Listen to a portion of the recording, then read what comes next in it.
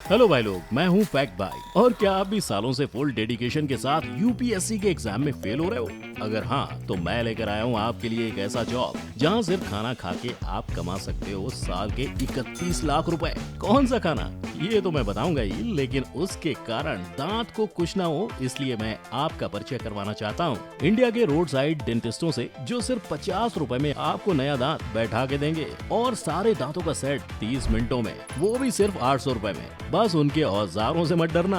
वैसे तो ये लोग अपने इस छोटे से बिजनेस से दिन का 2300 रुपए कमा लेते हैं, मगर अब हाइजीन की समस्याओं के कारण ज्यादा लोग डेंटल क्लिनिक्स में जाने लगे हैं। लेकिन शायद इन रोड साइड डेंटिस्टों के हथियार उतने डरावने नहीं जितना इस औरत का जॉब है, जो लोगों की पहनी हुई चड्डी सिलती है। और पहनी हुई से मेरा मतलब पहन के उतारी हुई नहीं, बल्कि इस तरह से पहनी हुई। अब गैस कीजिए ये कितना कमाती होगी। तब तक हम स्टार्ट करते हैं। और today's video title, you won't believe how much you can earn from this weird jobs. Number 1, खाना अच्छा है।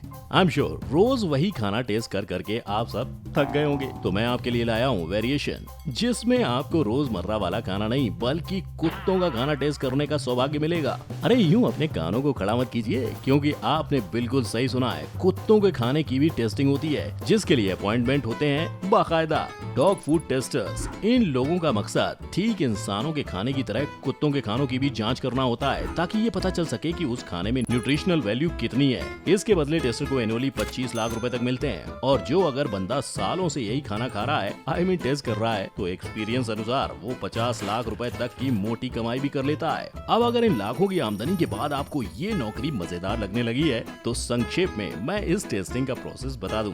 दरअसल इस खाने को चखना हर किसी के बस की बात नहीं है। इसके लिए टेक्निकली स्किल्ड इंसान ही हायर होते हैं, जिनके पास डॉक्टोरल यानी रिसर्चर्स और टेस्टर दोनों की डिग्री हो। इसके बाद ये स्किल्ड लोग पहले खाने को सूंघते हैं, ताकि कुत्ते और उसके मालिक दोनों को खाने की किसी भी गंध से दिक्कत ना हो। फिर खाने की खुशबू के अप्रूव होते ही टेस्टर खाने को मुंह में डालकर उसके फ्लेवर, टेक्सचर और उसकी कंसिस्टेंसी को रिव्यू करता है। और रिव्यू होते ही टेस्टर इस खाने को थूक देता है, क्योंकि खाना भले वो कुत्ते का चख रहा है, लेकिन है तो इंसान ही ना। नंबर 2, गरम मिलेंगे बिस्तर। बिस्तर पर पड़े रहना और पैसे कमाना नेक्स्ट टू इम्पॉसिबल है। लेकिन अगर मैं कहूँ कि ये इम्पॉसिबल अब पॉसिबल है और आप बिस्तर को पड़े पड़े गरम कर पैसे कमा सकते हो, तो यकीन नहीं हो रहा तो कीजिए, क्योंकि अब लोगों को सिर्फ सोकर बिस्तर गर्म करने के लाखों रुपए मिल रहे हैं। ये लोग इंडिया में तो नहीं, लेकिन विदेशों में बड़ी तेजी से हॉस्पिटैलिटी इंडस्ट्री में काम कर रहे हैं, जिनका काम गेस्ट के आने से कुछ मिनट या घंटों पहले उनके बिस्तर गर्म करना होता है। तू समझा? हाँ। नहीं, तू समझा नहीं। ताकि जब भी गेस्ट आए वो अपने गर्म बिस्तर पर कंफर्टेबली सो सके। आई नो ये सुनने में काफी अजीब लग रहा है। इस अजीबोगरीब कारनामे की शुरुआत दुनिया के one of the biggest hotel chain Holiday Inn ने ब्रिटेन में की थी, जहां उन्होंने ठंडियों में अपने कस्टमर्स की रिक्वेस्ट पे होटल स्टाफ में से एक को नाइट सूट पहनाकर गेस्ट के आने से पहले उनका बेड वार्म करने को कहा था। जिसके बाद बेड को गर्म करने वाली क्रिया पर मिले गर्मा गर्म पॉजिटिव रिस्पॉन्स को देखते हुए ये काम प्रोफेशनली किया जाने लगा, जिसे सबसे पहले एक रशियन लड़की ने किया था, और उसने इस काम का 6500 चार्ज किया था, जो धीरे धीरे बढ़कर महीने का 1 लाख रुपए हो गया। नंबर 3, नकली सीईओ।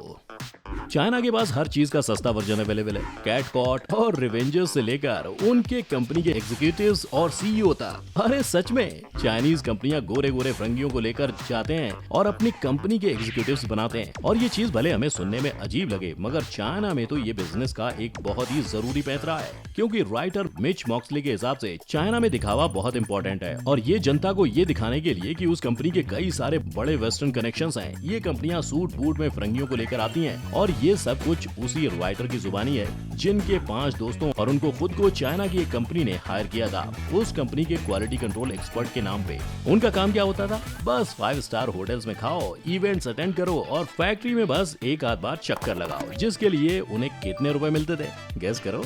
एक हफ्ते के पूरे $1000 यानी 75,946 रुपए। लेकिन टेंशन नॉट, आप भी कर सकते हो ये जॉब। बस 3 क्वालिफिकेशंस हैं। आपके पास सूट और टाई होना चाहिए। नंबर 2, आपको चाइना जाना होगा। और तीसरा, आपको फेयर एंड लवली के फेयरनेस मीटर पे नंबर 1 तक पहुंचना होगा। Number 4, line seaters.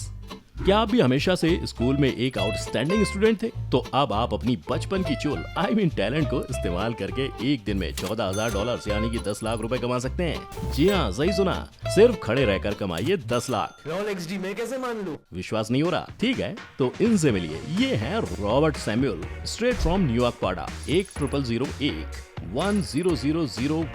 जो मैंने अभी बताई वो इनकी कमाई है। दरअसल न्यूयॉर्क में इनकी एक कंपनी है, सेम ओले लाइन टूल्स, जो दूसरे लोगों के लिए लाइन में खड़े रहते हैं। अब आप सोच रहे होंगे कि ये कैसा जॉब है। तो बेसिकली कई जगहों पे लिमिटेड एडिशन चीजों के लिए लोग रात भर या कुछ दिनों पहले से लाइन में लगते हैं, जैसे कि नया आईफोन, एक्सबॉक्स, किसी कॉन्सर्ट या मूवी के टिकट्स। मगर अमीर लोगों के पास अपने शौक के लिए इतना टाइम नहीं होता, इसीलिए वो दूसरों को अपनी जगह लाइन में खड़ा करते हैं, जिसके लिए सैमुअल जैसे लोग एक घंटे का $25 से $50 यानी 1900 से 3700 रुपए तक कमा लेते हैं।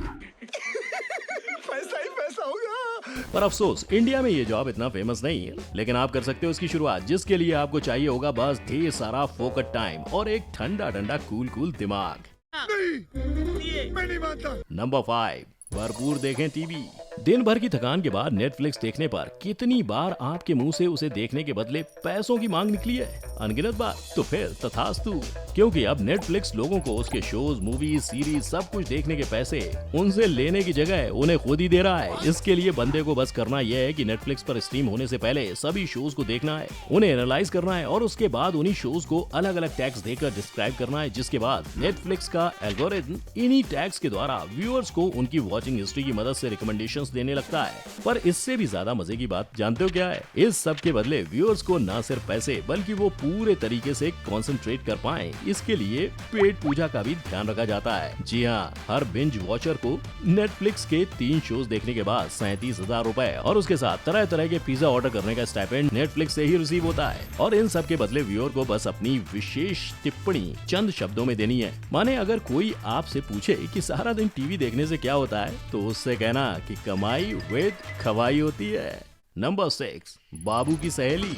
क्या आप भी बाबू के साथ शॉपिंग पे कुछ भी ले लो बोल के फिर उसके कारण गाली सुन के थक चुके हो? तो फिकर नॉट, फैक्ट भाई आपकी बाबू के लिए ले आया है पर्सनल शॉपर। अब इससे पहले कि आप कुछ पूछो, मैं ही सब कुछ बता देता हूँ। Personal shopper basically professional buyers होते हैं जो अपने क्लाइंट को रिकमेंड करते हैं कि उन्हें कौन से और कैसे कपड़े लेने चाहिए, जिसके लिए वो सबसे पहले तो अपने क्लाइंट के साथ एक अच्छा रिलेशन बनाते हैं और समझते हैं कि क्लाइंट क्या करते हैं, सोचते हैं, रहते हैं। फिर उस हिसाब से ये पर्सनल शॉपर्स उन्हें general fashion sense, colour combination और कैसे अलमीरा को गुची का शोरूम बनाना है ये सब बताते हैं। और ये सब एडवाइस गिरी के लिए उन्हें हर घंटे का $65 यानी कि लगभग 5,000 रुपए मिलता है। अब सोचो कि आपको दिन का सिर्फ 5 ही घंटा काम करना है, जिसके लिए आपको हफ्ते में 1,70,000 और महीने के 6,90,000 मिलेंगे। मगर पैसे के लालच में ये मत सोचो कि आपको ऐसे ही जॉब मिल जाएगी। इसके लिए भी कुछ क्वालिफिकेशन है भैया।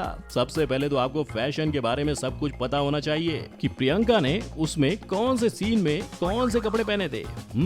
Just kidding. दरअसल आपको हर fashion designer, latest trends, urban style सब पता होना चाहिए। दूसरा क्वालिफिकेशन है कि आपकी कम्युनिकेशन स्किल्स अच्छे होने चाहिए, क्योंकि आपको क्लाइंट के साथ बात करके उनके स्टाइल और उनकी चॉइस को समझना होगा। और लास्ट क्वालिफिकेशन ये है कि आपको सरोजनी नगर या लिंकिन रोड में 2 साल का बार्गेनिंग का एक्सपीरियंस होना चाहिए। अगर ये सब आप में है तो आप भी बन सकते हैं पर्सनल शॉपर। नंबर 7, अंतिम संस्कार वाला फोटोग्राफर। जैसा नाम वैसा ही है इस फोटोग्राफर का काम, क्योंकि फ्यूनरल फोटोग्राफर्स वो फोटोग्राफर्स होते हैं जो मरे हुए इंसान के परिवार के बीच उनकी अंतिम यात्रा को कैमरे में कैद कर उसे हमेशा के लिए जिंदा रखते हैं। ये काम सुनने में भले ही अजीब है, लेकिन जो फैमिलीज अपनों के अंतिम सफर को भी एक याद के तौर पर हमेशा अपने साथ रखना चाहते हैं, उनके लिए यही फोटोग्राफर्स वरदान के रूप में साबित हुए हैं। यही नहीं, इस वरदान मतलब फ्यूनरल फोटोग्राफी के लिए किसी खास डिग्री की भी जरूरत नहीं है। इनफैक्ट ऐसे फोटोग्राफर्स को बस ये ध्यान रखना होता है कि अपने कैमरे में वो वही चीज कैप्चर करें जो उसके क्लाइंट्स वाकई में चाहते हैं। अब अगर कैमरा चलाने वाले इन लोगों की आमदनी की बात करें तो इंडिया में ऑन एन एवरेज एक फोटोग्राफर 30 से 35 लाख रुपए कमाता है,